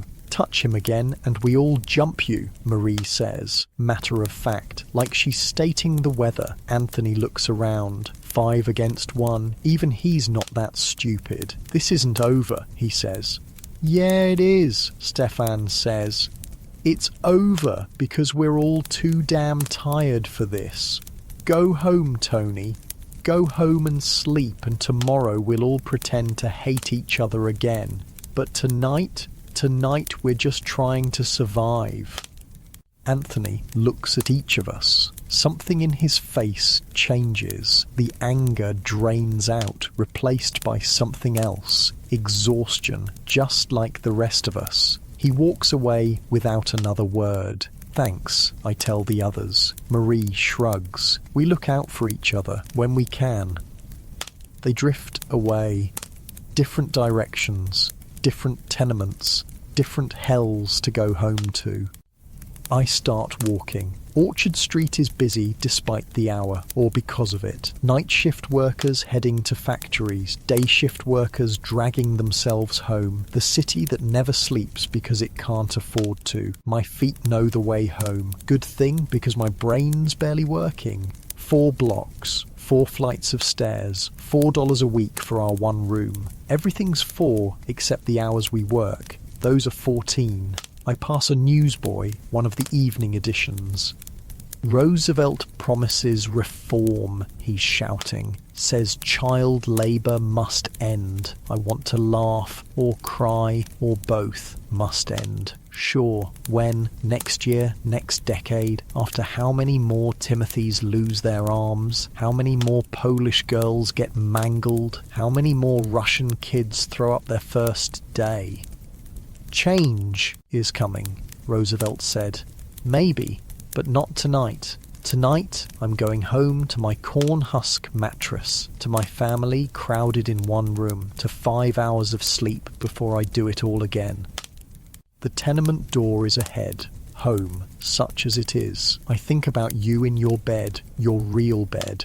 Warm, safe, protected by laws we bled for, laws written in the blood of kids like Timothy Brennan and the Polish girl whose name I never learned. You're welcome, by the way, for the weekend, for the 8-hour day, for the childhood you got to have. We paid for it. Kids like me and Marie and Stefan and even Anthony, paid in fingers and arms and years of our lives. Paid so you could lie there in comfort and listen to stories about how bad it used to be, how bad it was today. January something, 1900, when I was 12 and worked 13 hours and made $3.70, if I was lucky. The door to my building is right there, 5 more minutes, and I'll be home, eating whatever Ma managed to make, seeing Anna and Marco falling onto our mattress and trying not to think about tomorrow, because tomorrow I'll do it again, and again, and again, until something changes, or until I break, whichever comes first. The hallway of my tenement is pitch black, no windows, no gas lamps, just the smell of too many people and not enough air. I feel my way up the stairs by memory and sound. Mrs. O'Brien's baby crying on the 2nd floor, Mr. Goldstein's cough on the 3rd, the Kowalski kids fighting on the 4th. My legs barely make it up the steps. Each one feels like climbing a mountain. 13 hours on your feet and stairs become your enemy. The door to our apartment is cracked open. Ma always leaves it open a little when I'm working, says it's so I don't have to knock and wake the little ones, but really it's because she can't sleep until she hears me come home safe. Giuseppe? It's me, Ma. The relief in her voice kills me every time. Inside, the kerosene lamp makes everything look yellow and old. Marco and Anna are already eating, if you can call it eating. Bread and soup that's mostly water with some cabbage floating in it, maybe a potato if we're lucky. How was work? Ma asks. Same question every night. Fine, I say. Same answer every night. We both know I'm lying. She saw the blood on my clothes this morning. She'll see new blood tomorrow, but we pretend. It's easier than the truth. Anna jumps up and hugs me around the waist. Joey, did you bring candy? That promise from this morning feels like a year ago. Not tonight, Piccola. Maybe tomorrow. She doesn't complain. 7 years old and she already knows not to expect things. That's what poverty does. Teaches you not to hope too hard. I sit down and Ma puts a bowl in front of me. The soup's thin but hot. After 13 hours of nothing but a piece of bread, it tastes like heaven. Papa, I ask. Working late. Extra shift at the docks. Extra shift means he got picked for night work, means an extra $1, means maybe we'll have meat this Sunday, or maybe not. Maybe the landlord will want his back rent. Maybe someone will get sick and need medicine. Maybe is all we have. Stefan's hurt, I tell Ma. His foot. Bad. She nods. I'll make a poultice. You can take it to him. His building's in 5 points. That stops her. 5 points after dark is asking for trouble, but she looks at me, sees something in my face. How bad? Real bad. She sighs, gets up, starts pulling herbs from the shelf, dried things she brought from Italy, grows on the fire escape when she can. Old country medicine. Sometimes it works, sometimes it doesn't, but it's what we have. There was an accident today, I say. Girl got her arm caught, mangled it pretty bad. Ma crosses herself.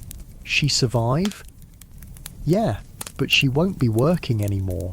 Her family? I shrug. That's the question, isn't it? What happens to families when the workers can't work? Marco looks up from his soup. When do I start working? He's 9. The question's not if, it's when. Not yet, Ma says firmly. You stay in school. But Joey works. We need the money. You stay in school, she repeats.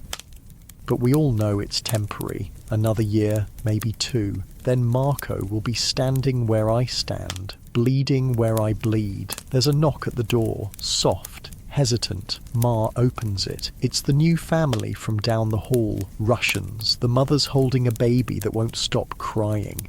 She says something in Russian, then tries English. Please, baby sick. You have medicine?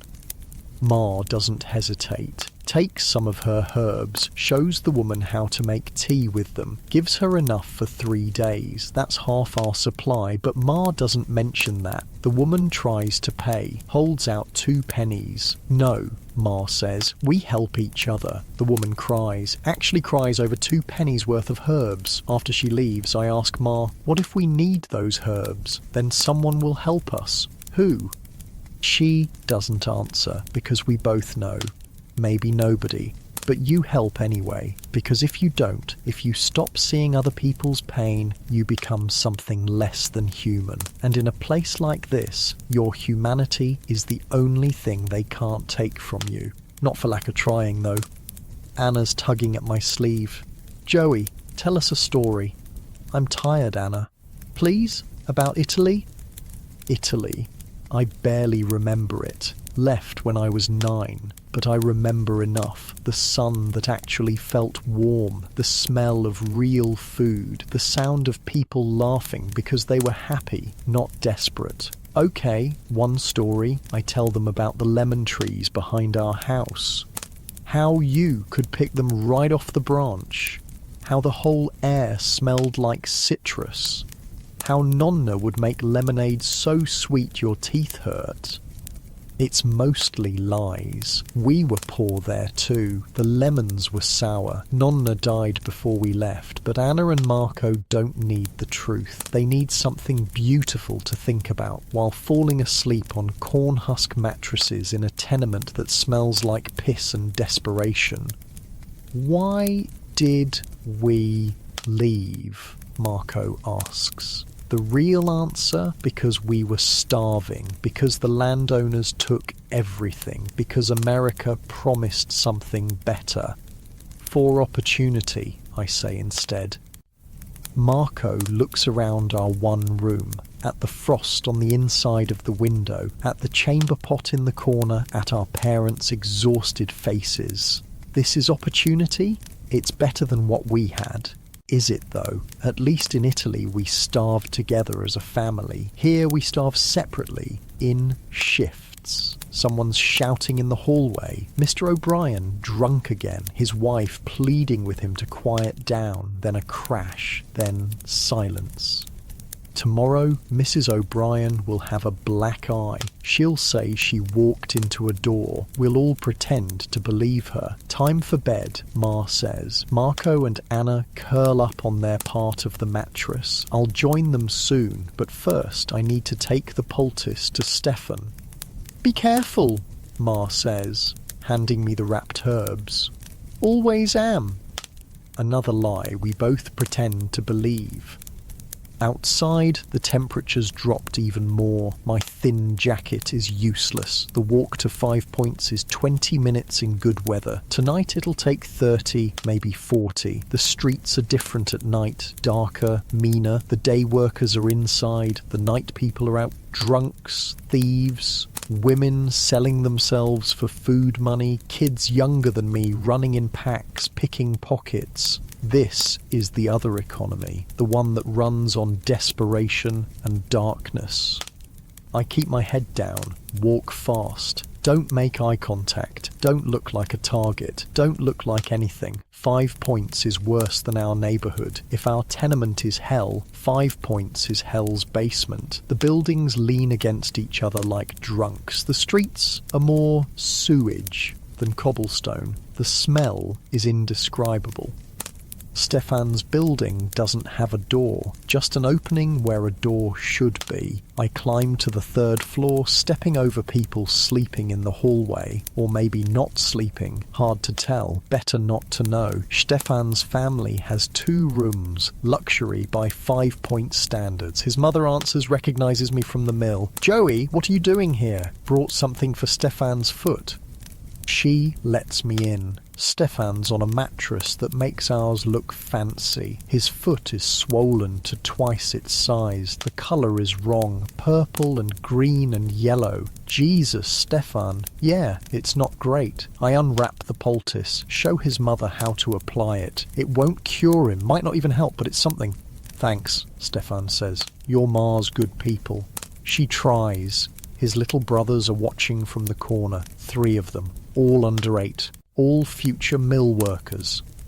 You should get that looked at by a real doctor, I tell him. He laughs, actually laughs. Sure, I'll just use all that money I don't have. If it goes bad, I know what happens if it goes bad. We both do. Infection, fever, death, or if you're lucky, amputation. One-legged Stefan. Try getting work then. Roosevelt says things are going to change, I offer. Roosevelt says a lot of things. You don't believe him? Stefan shrugs. I believe he means it. But meaning it and doing it, different things. You know how many kids work in New York? Thousands. Tens of thousands. You can't just stop that. The whole city would collapse. He's right. We're the foundation everything else is built on. Child labour is the engine of American industry. Stop the engine, the whole machine breaks down. Maybe that's what needs to happen, I say. Maybe it all needs to break. And then what? We all starve? We're already starving. No, we're almost starving. There's a difference. His mother brings over some bread, hard as rocks, but she's offering it to me. Guest rules, even in 5 points, especially in 5 points, you share what you have. I take a small piece, pretend to eat it, palm it for later, for Anna. You better go, Stefan says. Gets worse here after 9. It's already worse. I can hear fighting somewhere, breaking glass, a woman screaming. See you tomorrow, I say. If I can walk, you'll walk. Yeah? Yeah, you're too stupid to stay down. He smiles. Get out of here, Giuseppe. The walk home is faster, partly because I know Stefan's family is a little better off with the poultice, partly because 5 points at night makes you walk fast, or not at all. But mostly because I'm so tired, I'm basically sleepwalking, my body just carrying me home on autopilot. I pass a church, Presbyterian, I think. There's light inside, warmth. For a second, I think about going in, just sitting in a warm place for 5 minutes. But Catholics don't go into Protestant churches, not if they want to avoid trouble, and we've all got enough trouble already. Back on Orchard Street, things are quieter. Most people are asleep, getting ready for tomorrow's shift, the endless cycle. Our building is dark except for one window, 3rd floor. Mrs. Goldstein is up with her sick baby, the one with the cough that sounds wet. That baby's not going to make it. We all know it. She probably knows it, but she keeps trying, singing to it, rocking it, fighting death with lullabies. Up the stairs, 4th floor, our door. Inside, everyone's asleep. Ma left the lamp burning low for me. I blow it out. Don't need it. Know every inch of this room by feel. I take off my boots. My socks are more holes than fabric. My feet are white and wrinkled, like I've been in water all day, except it's sweat. 13 hours of sweat. The corn husk mattress crackles as I lie down. Marco shifts in his sleep, stealing the thin blanket. Anna murmurs something about lemons. I stare at the ceiling. Can't see it in the dark, but I know every crack, every water stain, every place where the plaster is falling off. In 5 hours, the whistle will blow. In 5 hours, I'll get up and do it again. In 5 hours, another day of my childhood will be fed to the machines. But right now, for these 5 hours, I'm just a 12-year-old boy lying between his siblings, in a room that's too small, in a building that's falling apart, in a city that doesn't care if he lives or dies. This is the American dream in 1900. This is what built the richest country in the world. This is what progress looks like when you're on the bottom. And tomorrow? Tomorrow we'll do it again. Because we don't have a choice. Because our families need to eat. Because the machines are hungry and we're the only food they accept. But someday it'll be different. Has to be, Roosevelt promised. The Polish girl's mangled arm demands it. Timothy Brennan's missing hand insists on it. All of us, all these children of the mills, we're writing the future in our blood and sweat and exhaustion. Someday they'll read what we wrote. Someday they'll understand what it cost. Someday. But not tonight. Tonight, I'm just tired. So tired I can't even finish the thought. The darkness takes me, deep and dreamless, and somewhere in the distance, barely audible through the thin walls and dying night, a church bell chimes midnight. 5 hours until the whistle. 5 hours until tomorrow. 5 hours of peace. The whistle. That goddamn whistle. 5 o'clock. Again.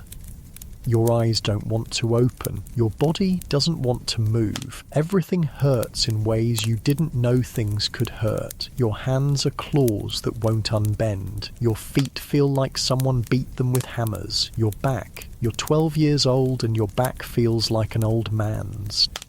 Marco's foot is in your ribs. Anna's hair is in your mouth. The corn husks beneath you have compressed into basically nothing. You're sleeping on boards with some agricultural garbage between you and splinters.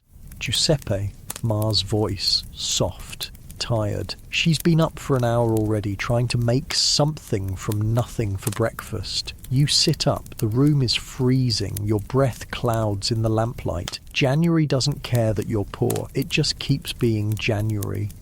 Same clothes as yesterday. They're stiff with dried sweat and cotton dust. They smell like the mill, like machine oil and desperation. But they're the only work clothes you have, so on they go. Your hands, Jesus, your hands. They're worse than yesterday. The cuts have scabbed over, but the scabs are cracking. Fresh blood seeping through, and they're so stiff, like someone replaced your fingers with wood. You flex them, work them, try to get some movement back. You're going to need these hands for another 13 hours. Anna's awake, watching you. Does it hurt? She asks. What? Everything. Smart kid. Too smart. No, you lie. You get used to it. She looks at your bloody hands, your bent posture, the way you wince putting on your boots. I don't want to get used to it. Neither did you. Neither did any of us. But want and get are different words in different languages. Ma hands you the same breakfast, brick hard bread, fake coffee, but today there's something else, a tiny piece of cheese. Ma, we can't afford. Eat, you eat. The cheese tastes like heaven, like something from the world before the mill, the world where food had flavour beyond survival. Papa's at the table. He made it home sometime in the night. He looks dead, not dying, dead, like someone propped up a corpse and put work clothes on it. How was the docks, you ask? He doesn't answer, just stares at his coffee. His hands are shaking, not from cold, from exhaustion so deep it's rewired his nervous system. This is what we're all heading toward. This zombie existence, working until we're not even human anymore, just meat that moves. The walk to the mill is the same but different. Same streets, same faces, same destination. But Stefan's not there. His foot finally won. Marie's walking slower than yesterday. That Polish girl who mangled her arm. Her mother's walking alone. Tommy Flanagan falls into step beside me. You hear, he says. Hear what? They're talking strike. They're always talking strike. No, for real this time. The adults, they had a meeting. When? Last night, after shift, down at Donnelly's. Donnelly's is a bar where the Irish workers go. If they're meeting there, they're serious. What are they asking for? 10-hour days, safety equipment, compensation for injuries. I want to laugh. Might as well ask for the moon. The company will never... I know, but they're going to do it anyway. When? Don't know. Soon.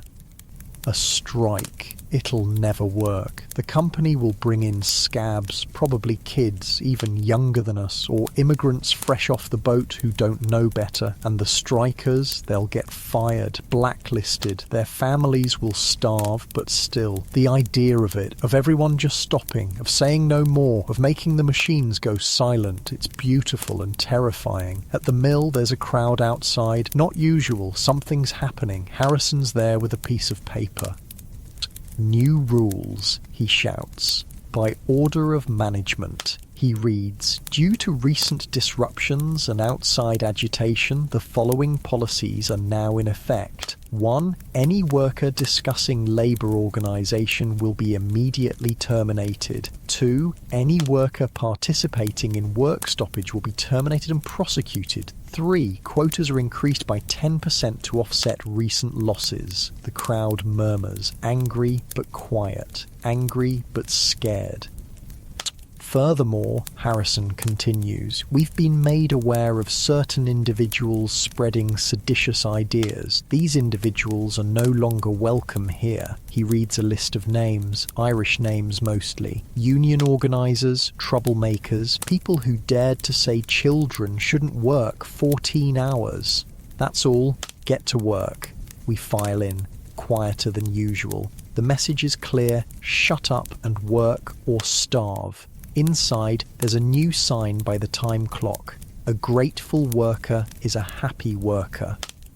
Marie sees it and spits, actually spits on the floor. Grateful for what, she says. The privilege of dying slowly? Careful, I tell her. They're watching, and they are. More supervisors than usual, walking the floors, listening, waiting for someone to say the wrong thing. You punch in.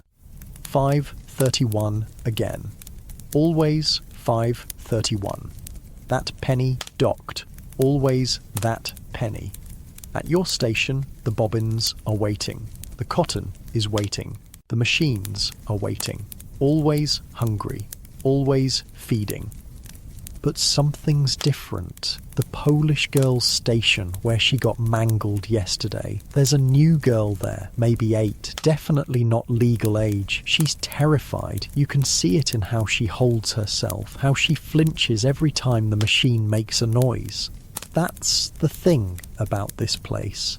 It doesn't just hurt you physically, it breaks something inside. That part that believes the world makes sense, that adults protect children, that work has dignity. The morning crawls by. Everyone's on edge, waiting for something. The strike maybe, or another accident, or Roosevelt to walk through the door again, but nothing happens. Just work, just the endless rhythm of the machines. Around 7, Anthony approaches, but not aggressive, different. "Hey," he says, "what do you want?" "Nothing, just my brother. He joined up." "Military?" "Yeah, going to the Philippines." "Sorry," he shrugs. "Least he's out of here." And that's the truth. War might be better than this. At least in war, you might die a hero. Here, you just die tired. "Why you telling me?" I ask. "Don't know. Figured we're all stuck here together. Might as well not make it worse." Is this Anthony apologizing in his own broken way? "Yeah," I say. "Okay." He nods and goes back to his station. We're not friends, never will be, but we're not enemies either. We're just two kids trying to survive the same machine. 8 o'clock.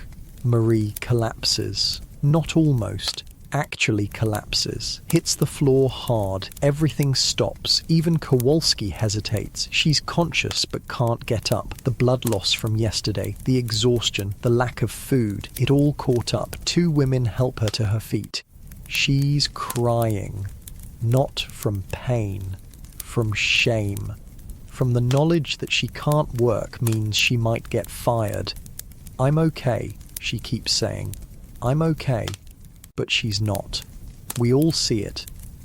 Kowalski makes a decision that surprises everyone. Take her to the break room, 15 minutes, then back to work. Mercy from Kowalski? No. Practicality. Training a new worker costs time. Cheaper to let Marie rest 15 minutes than replace her. But still, 15 minutes of humanity in 13 hours of hell. I catch her eye as they help her away. Try to tell her without words that it's okay, that nobody thinks less of her, that we all break eventually. 9 o'clock. The new girl at the Polish girls' station gets her hair caught. Not bad, just a small tangle, but she panics, starts pulling, making it worse. Without thinking, I abandon my station, rush over, grab her hand before she can pull harder. "Stop," I tell her. "Stop." She doesn't understand English, but she understands my tone. Freezes. I work her hair free carefully. Takes maybe 30 seconds. But those are 30 seconds I'm not at my station. "Back to work, Giuseppe."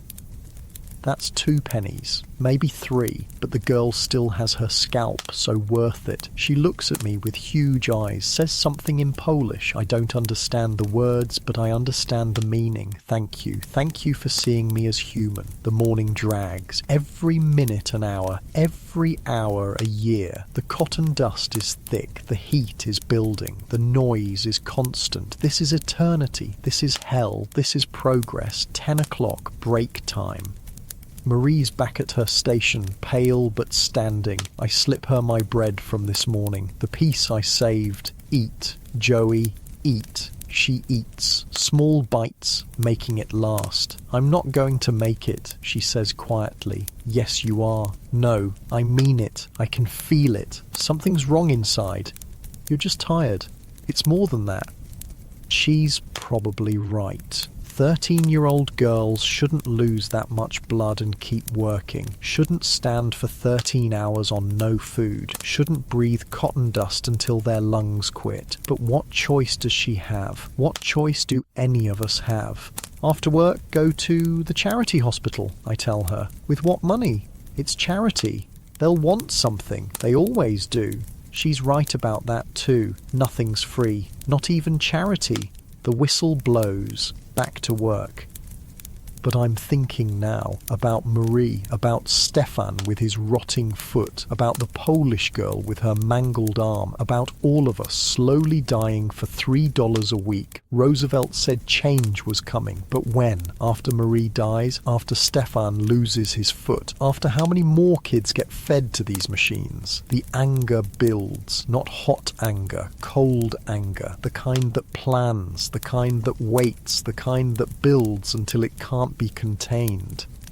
Maybe that's what the adults feel. Maybe that's why they're planning a strike. Maybe they've finally had enough. Maybe we all have. 11 o'clock, someone singing. Not Marie, one of the older women, Irish song, slow and sad. Others join in quietly under the machine noise. The supervisors don't stop it. Maybe they don't hear it. Maybe they don't care.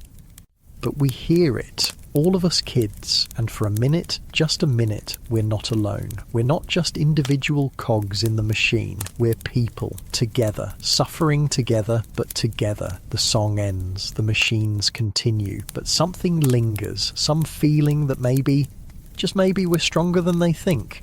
The noon whistle blows. 20 minutes to remember we're human. Outside, the cold feels good, clean, real. Groups gather, whispered conversations, the word spreads. Tomorrow. The strike is tomorrow. You going to join? Tommy asks me. I'm 12. Nobody cares what I do. They care if you work or don't work. He's right. Every hand counts, even 12-year-old hands. My family needs the money, I say. All our families need the money. That's why we're here. And if we strike and get fired, then what? Then maybe things change. Or maybe we starve.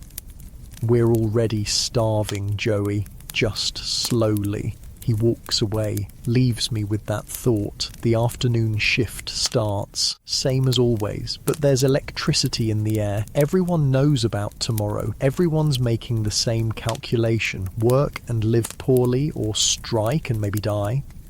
Some choice. But maybe that's the point. Maybe when all your choices are bad, you pick the one that at least fights back. The machines roar on, fed by our exhaustion, our blood, our childhood. But tomorrow? Tomorrow might be different. Tomorrow the machines might go hungry. Tomorrow we might matter. 1 o'clock back at the machines, but nobody's really working. Everyone's going through the motions, but our minds are on tomorrow. The strike. Marie's getting worse. I can see it in how she moves. Like she's underwater. Like every motion takes enormous effort. You should go home, I tell her. And eat what? Pay rent with what? Always the same answer, always the same trap. The new Polish girl, the one whose hair I freed, she keeps looking at me, finally works up courage to approach, hands me something wrapped in cloth. It's bread, with actual butter on it. I try to give it back. She pushes it toward me, points at herself, then at her hair, then at me. Thank you, she's saying. Thank you for being human. I split it with Marie. We eat it fast before anyone sees, before anyone can take it away. The butter is like a memory of better times, times that maybe never existed, but we imagine they did. My mother used to make butter, Marie says, back in Ireland, before the landlords took our cow. What happened? What always happens? We left or we died. So we left. And came here. Yeah. Traded one kind of dying for another. 2 o'clock. Harrison's making rounds. He looks nervous. He knows about tomorrow. They all know. He stops at each station longer than usual. Looking for what? Signs of rebellion? Union pamphlets? Kids who might cause trouble? He stops at mine. Giuseppe. Sir. You've been here, what, 2 years? Yes, sir. Good worker. Steady. Reliable. Where's this going? The company values workers like you, workers who understand their place, who don't cause trouble. Sir, tomorrow we expect you here, on time, working. Yes, sir. Good, because workers who don't show up tomorrow, they don't show up ever again. Understand? Yes, sir. He moves on. The threat clear. Work tomorrow or never work again. Not just here, anywhere. They have lists. Blacklists. Your name goes on, you never work in New York again. But what kind of life is this anyway? What are we protecting by working? The right to slowly die in a factory instead of quickly die in the street? 2:30. Word spreads that Stefan's here. He made it in. I see him across the floor. He's working, but barely, dragging his foot, face grey with pain. But he's here because his family needs him here. That's the thing about strikes. Easy to talk about when you're single, when it's just you. But when you've got 3 little brothers, when your mother's counting on your $3, how do you choose? 3 o'clock. A man walks onto the floor. Not a supervisor, not a worker. He's wearing a suit, carrying papers. He goes to the main office. 5 minutes later, Harrison comes out with him. They're pointing at different workers, making notes. Who's that? I ask Tommy. Pinkerton, he whispers. Strike breaker. Pinkertons, private police, the ones companies hire to break unions, break strikes, break heads if necessary.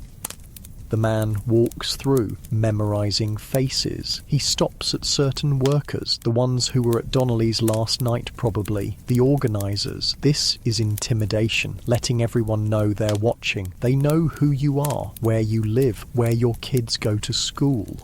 The message is clear. Strike and we'll destroy you. 3:30. Marie faints again. This time she doesn't get back up. She's breathing, but she won't respond. Her skin is white as paper. There's blood on her skirt again, more than yesterday. Get her out of here, Harrison shouts, but nobody moves. We all just stand there, looking at Marie on the floor, 13 years old, dying for $4 a week. I said, get her out. Finally, 2 women move. They pick Marie up. She's so light, like a bird, like there's nothing left of her but will, and now that's gone too. They carry her toward the door. Where are you taking her? I call out.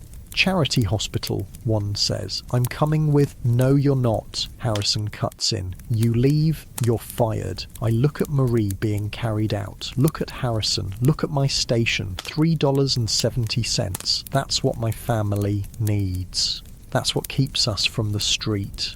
I go back to my station. I'm a coward. We all are. Watching a 13-year-old girl get carried away, probably to die, and we just keep working. The machines don't care about Marie. The cotton doesn't care. America doesn't care. 4 o'clock, 3 more hours, but I can't do it. Can't stand here and pretend everything's normal. Marie's dying. Stefan can barely walk. That Polish girl's arm is probably infected by now. And tomorrow? Tomorrow, we're supposed to just show up and do it again? No. The word just appears in my head. Small at first, then bigger. No. Joey, It's the new Polish girl. She's pointing at her machine. Something's wrong with it, making a grinding noise. I should tell her to notify the supervisor. That's the rule. But I remember what happened to the last kid who had a machine break. Instead, I go over. Look at it. There's a gear out of alignment. Easy fix, if you know how. I fix it. Takes 2 minutes. She smiles. First time I've seen her smile. She looks like an actual child when she smiles, not a factory worker, just a little girl who fixed a problem. That's when it hits me. We're all just children, playing at being adults because the real adults failed us. Our parents, too broken by their own struggles to protect us. The government, too corrupt to care. The companies, too greedy to stop. We're children raising ourselves in the worst possible classroom. 4:30. The Pinkerton man is back, this time with 2 others. They position themselves around the floor, watching, writing in notebooks, making sure everyone sees them. Tommy leans over. They're scared. Of what? Us? Of tomorrow. Of what happens when the machines stop. They'll just hire others. Maybe, or maybe not. Maybe there's more of us than them. Maybe we matter more than they want to admit. 5 o'clock. 2 hours left.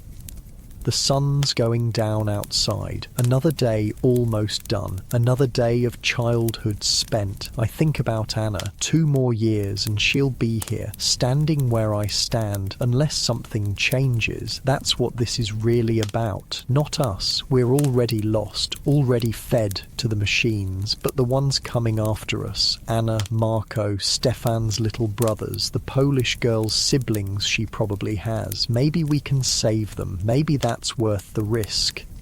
5:30. Harrison calls a meeting, right there on the floor. Listen up, management wants me to be clear. Anyone who doesn't show up tomorrow is terminated. Anyone who interferes with workers who do show up is arrested. Anyone who damages company property is prosecuted. What about our damages? Someone shouts from the back. Who said that? Silence. I asked who said that. More silence. But we're all thinking it. What about our damages, our stolen childhoods, our broken bodies, our dead friends? Get back to work. We do, but something's changed. The fear is still there, but there's something else too. Anger, real anger, the kind that builds and builds until it explodes. 6 o'clock, 1 hour, word comes from outside. Marie made it to the hospital. She's alive, for now. That's all we get. Alive for now. Better than dead, I guess. Stefan limps by. His foot is worse. Definitely infected now. He needs a doctor, real medicine. But he'll be here tomorrow if there's work, or standing on the picket line if there's a strike. Either way, that foot's going to kill him eventually. You okay? I ask. Do I look okay? You look like death. Feel worse. The poultice didn't help? It helped. Just not enough. Some things are beyond herbs, you know. Yeah, I know, some things are beyond everything except money, and we don't have that. 6:15, the whistle will blow soon, another day done, and tomorrow everything changes, or nothing does. The Pinkerton men are still watching, still writing. They know who's going to strike. They probably know who's going to scab. They know everything except what it feels like to be 12 years old and exhausted and angry and scared all at once. Joey, it's Anthony. What? Tomorrow. You striking? Don't know. Me neither. We stand there, 2 kids who fought yesterday, united today by indecision. My old man says striking is stupid, he says. Says we should be grateful for work. Yeah, but he doesn't work here, doesn't see what we see. What do we see? He gestures at the floor, at the bloodstains, at the kids who look like old people, at the machines that never stop eating. This. 6:30. The whistle blows. Day shift out, night shift in. But nobody rushes for the door. We all walk slowly. looking at each other, knowing that tomorrow some of us won't be back, either because we're striking or because we're scabs. Either way, friendships will end, bonds will break. Outside, the cold air hits different tonight. Feels like change, feels like something ending. Groups form on the street, quiet conversations, final decisions being made. Tommy approaches. You in? I don't know. It's simple. Either you stand with us or against us. It's not simple. I've got family. We all do. Then you know why it's not simple.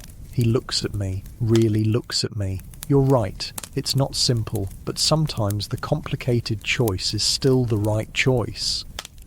He walks away, joins a group of older workers, Irish mostly, the ones with the most to lose and the least left to lose it. I start walking home, alone for once. No Stefan, no Marie, just me and my thoughts and the weight of tomorrow. The streets are busy, night workers heading in, day workers heading home. The eternal exchange. I pass the newsboy. Roosevelt condemns child labour, he's shouting. Demands congressional action, congressional action. That's rich. By the time Congress acts, I'll be an old man if I live that long. At my building, I stop. Look up at our window. The lamp is lit. Mars waiting, always waiting. Inside, climbing the stairs, I make my decision. Not for me, not even for my family, for Anna. For every Anna who deserves better than 13 hours in a textile mill. I'm striking tomorrow. Inside our apartment, the scene is the same as always. Ma cooking, Papa exhausted. Marco and Anna doing whatever children do when they still get to be children. How was work? Ma asks. Marie's in the hospital. Ma stops stirring. What happened? She collapsed, lost too much blood. Ma crosses herself, whispers a prayer. There's going to be a strike, I say. Tomorrow. Papa looks up. First time he's really looked at me in days.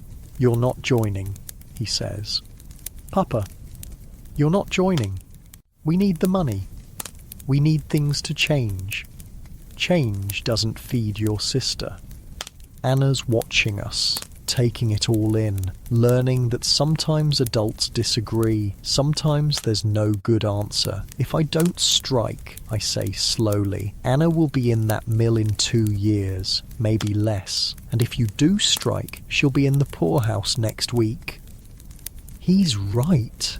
They're both right. That's the trap. Every choice leads to suffering, just different kinds. We eat dinner in silence. The soup's thinner than usual, the bread's harder, but it's food, and we're together, and tomorrow that might not be true. After dinner, I sit with Anna and Marco, tell them stories about Italy, about lemon trees and warm sun and grandmothers who lived past 40. Will we ever go back? Anna asks. No. Will things get better here? I want to lie. Want to tell her yes, absolutely. America is the land of opportunity and dreams come true. I don't know, I say instead. Maybe, if we fight for it. Fighting is bad, Marco says. Sometimes, but sometimes not fighting is worse. They don't understand. They're too young, but someday they will. Someday they'll have their own impossible choices to make.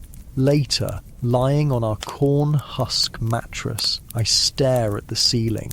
Tomorrow, I'm going to stand outside that mill and refuse to work.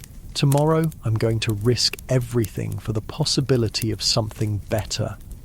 Am I brave or stupid? Maybe both. Maybe they're the same thing when you're 12 and angry and tired of watching your friends die. The church bells chime midnight. In 5 hours, the whistle will blow, but I won't answer it. Not tomorrow. Tomorrow, the machines will be hungry, and I won't feed them. Tomorrow, I'll stand with Tommy and Stefan and all the others who've had enough. Tomorrow, we'll find out if we matter. And if we don't, If they break us, if we all end up blacklisted and starving, then at least we tried. At least we said no. At least we were human for one day instead of machines. That's got to count for something. The darkness is soft now, gentle, not like the harsh dark of morning. This is the darkness of rest, of peace, of finally stopping. I close my eyes. Tomorrow will come soon enough. Tomorrow with its choices and consequences and possibilities. But tonight I'm just a 12-year-old boy, tired, scared, hopeful. Tonight I sleep, and in your bed, in your time, you sleep too, safe, warm, protected by laws written in the blood of children like me. You're welcome. Sweet dreams.